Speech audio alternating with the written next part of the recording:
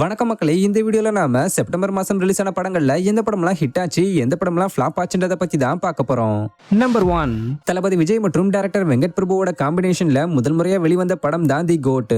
A lion is always a lion.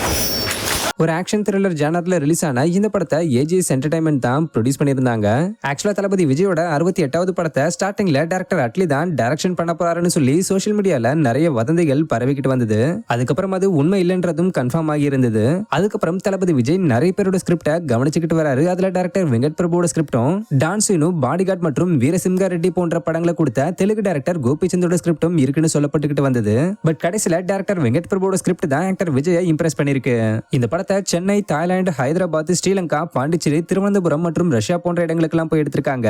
மேலும் இன்ட்ரெஸ்டிங்கான ஒரு விஷயம் என்னன்னா, ஷாருக் கானோட ஃபேன் மூவி மற்றும் கமலோட இந்தியன் 2 மூவிக்கு அப்புறம் இந்த படத்துல தான் டிஏஜிங் டெக்னாலஜியை யூஸ் பண்ணிருந்தாங்க. இந்த படத்துக்கு ஸ்டார்டிங்ல பாசிட்டிவான ரெஸ்பான்ஸ் வர ஆரம்பிச்சு போக போக மிக்ஸ்டு டு பாசிட்டிவா மாறி இருந்தது. சோ 400 கோடி பட்ஜெட்ல எடுக்கப்பட்ட இந்த படம் மொத்தமா 468 கோடி கலெக்ஷன் பண்ணி ஹிட் ஆயிருக்கு. மேலும் இந்த படத்தை நெட்ஃபிளிக்ஸ் ஓடிடி பிளாட்ஃபார்ம் 110 கோடிக்கு வாங்கியிருக்காங்க. நம்பர் 2, ஆக்டர் கார்த்தி மற்றும் அரவிந்த் சாமியோட ஆக்டிங்ல டிராமா ஜானர்ல அதுவும் ஒரு ஃபீல் குட் மூவியா வெளிவந்த இந்த மெய்யழகன் படத்தை டைரக்டர் பிரேம்குமார் தான் டைரக்ஷன் பண்ணிருக்காரு. நாம கடந்து வந்த காலம் பொற்காலம். Glorious past.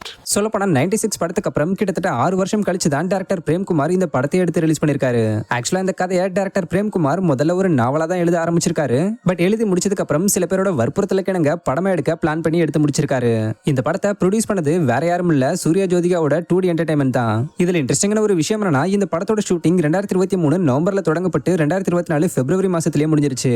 ஆக்சுவலா ஜப்பான் படத்துக்கு அப்புறம் கார்த்தி மேல ஆடியன்ஸ் நம்பிக்கை இழந்து இருந்த நேரத்துல எதிர்பார்ப்பே இல்லாம ரிலீஸ் ஆகி இந்த படம் ஆடியன்ஸை இம்ப்ரெஸ் பண்ணிருக்கு. சோ ஃபுல் அண்ட் ஃபுல் பாசிட்டிவான ரெஸ்பான்ஸ் இந்த படத்துக்கு கிடைச்சது மட்டும் இல்லாம 35 கோடி பட்ஜெட்ல எடுக்கப்பட்ட இந்த படம் 52 கோடி வரைக்கும் கலெக்ஷன் பண்ணி வெற்றி அடைஞ்சிருக்கு.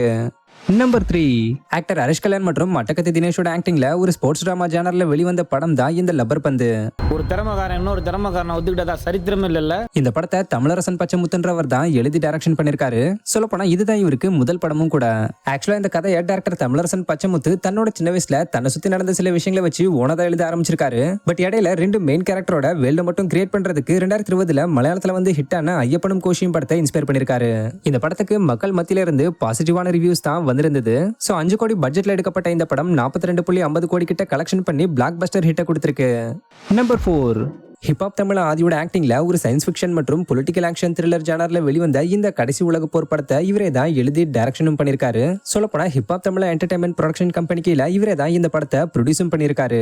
கம்மியா இருக்கும் தானே கொடுக்கணும். நாட்டுல கம்மியா இருக்கிறது யாரு? பணக்காரன் மட்டும் தானே, அவனுக்கு தானே எல்லாம் போய் சேரணும். இதுல இன்னொரு இன்ட்ரெஸ்டிங்கான விஷயம் என்னன்னா, இந்த படத்துக்கு மியூசிக் கம்போஸ் பண்ணதும் இவரே தான். இந்த படத்துல ஆக்டர் ஆதி கூட சேர்ந்து நாசர், நடராஜன், நனக, அழகம் பெருமாள், ஹரிஷ் உத்தமன், முனிஷ்காந்த், சிங்கம்புலின்னு இப்படி பல பேர் நடிச்சிருந்தாங்க.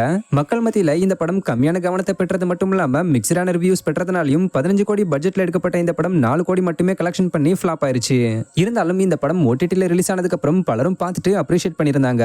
இது கூடவே ரிலீஸ் ஆன கொட்டேஷன் கேங் பார்ட் 1, டோனிமா, டோபமைனா 2.22, ஹக்மி மோர், கோழிப்பண்ணை செல்லதுரை, நந்தன், தோழர் சேகுவரா, தில்ராஜா, ஹிட்லர், பேட்டராப், சட்டமேன் கையில் போன்ற படங்கள் எல்லாம் வந்திடம் தெரியாம காணாம போயிருச்சுங்க.